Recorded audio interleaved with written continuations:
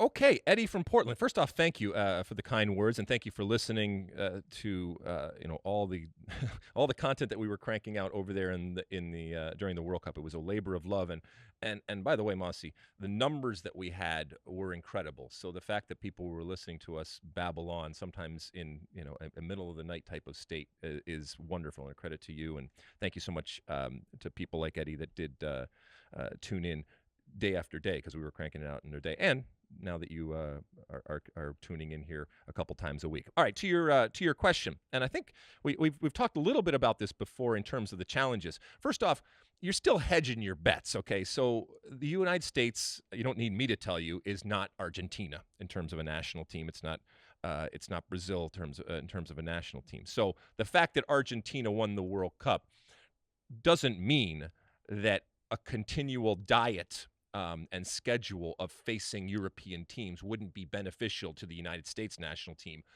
or any other comparable type of national team. You play within your region for the most part, and now we're talking about friendlies and possibly being invited to different cups. So yeah, the more times we get to play against better competition, and the reality is that when you look at, if you had to list your top 20 teams, the vast majority would be from Europe, and therefore that's going to make you better. Like in anything in life, challenging yourself against better competition is going to make you better. Yeah, the better off you would be. The problem is that you have your own regional competitions that you are obligated to play from a U.S. perspective. While it's fun and entertaining and exciting, the reality is that there's only a handful of teams that really give the United States men's national team within CONCACAF, our region, a game. And you want the others to get better, but the reality is that just hasn't happened. And so I would love to say that over the next 3.5 years, the United States is going to play as many European teams as possible. And you know what? It might end up happening sooner rather than later. We already have some European teams scheduled, and if rumors are true, we've heard that Germany's coming over to the United States, so that could possibly be happening. And the more of those, the better off we are. The problem is we just can't count on them, because while we have to play our regional competitions, all the European teams also have to play their European competitions.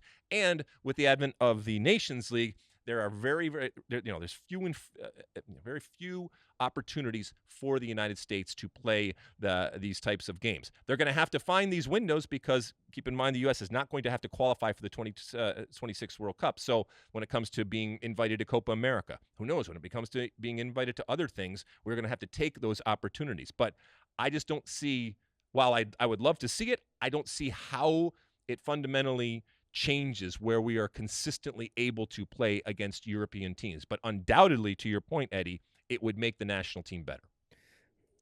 Next up, a Twitter question. Got anything to say? I mean, well, you mentioned the report. That's our pal Derek Ray, who tweeted that Sport Bild reporting that Germany will spend the September-October window across the Atlantic. Expectations are one match in the U.S. and one in Mexico. Well, you would hope that in the U.S. they're playing against the U.S., and I'm assuming in Mexico they play against Mexico. And look, a game against Germany, that's good. That's something that helps this team. It'd be interesting to see what this team looks like and who's coaching it. You said the U.S. is not Brazil. The U.S. has won the same amount of World Cups as Brazil in the last 20 years. Oh, look at you. Still bitter. Still bitter.